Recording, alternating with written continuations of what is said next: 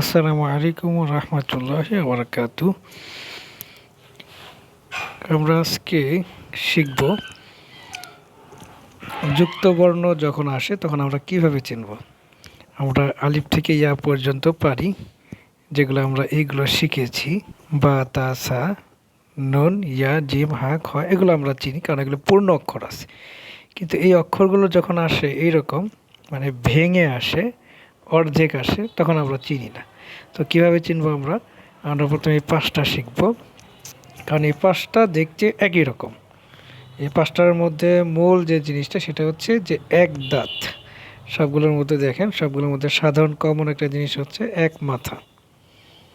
এক মাথা, এটাকে এইভাবে এক মাথা। এখন এই এক মাথাকে পার্থক্য করতে হয় নুক্তা দিয়ে। এক মাথার নিচে যদি এক নুক্তা হয় তাহলে হয় বা, উপরে দুই নুক্তা হলে তখন হয় তা, উপরে তিন নুক্তা হলে সা, উপরে এক নুক্তা হলে নুন, আর উপরে নিচে দুই নুক্তা হলে ইয়া। বা এটাকে আমরা এইভাবেও আবার দেখতে পারি, সেটা হচ্ছে যে এক দাঁত দিয়ে পাঁচ হরফ। এক দাঁতের উপরে এক নুক্তা নুন, দুই নুক্তা তা, তিন নুক্তা সা। আর এক দাঁতের নিচে এক নুক্তা বা, নিচে দুই নুক্তা ইয়া। এই হচ্ছে এক দাঁত দিয়ে পাঁচ হরফ, বা তা সা নুন ইয়া। এরপর আমরা এখান থেকে দেখব তো বর্ণ হিসেবে যখন হা খ জিম আসে, তো এখানে সবচেয়ে কমন জিনিস হচ্ছে হার মাথা। এই যে এটা হচ্ছে হার মাথা, এটা হচ্ছে হার মাথা। তো হার মাথা দিয়ে তিন হরফ, হার মাথা দিয়ে তিন হরফ, জিম হা খ। হার মাথার নিচে যদি এক নুক্তা হয় জিম, হার মাথার উপরে নুক্তা হলে খ, আর নুক্তা না থাকলে হবে হা। এই যে হার মাথার নিচে এক নুক্তা জিম, হার মাথার উপরে এক নুক্তা, তাহলে হচ্ছে খ,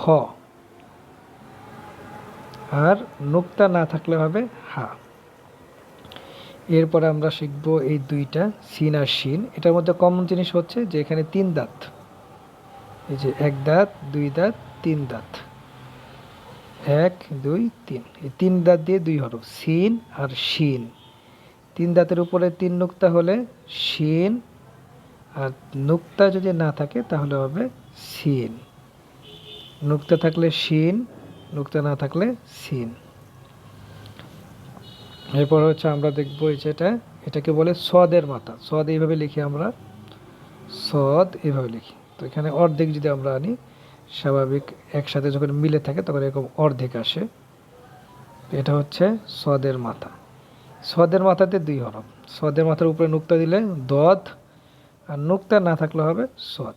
সদের মাথা দিয়ে দুই হরফ, নুক্তা না থাকলে সদ, আর নুক্তা দিলে হবে দদ।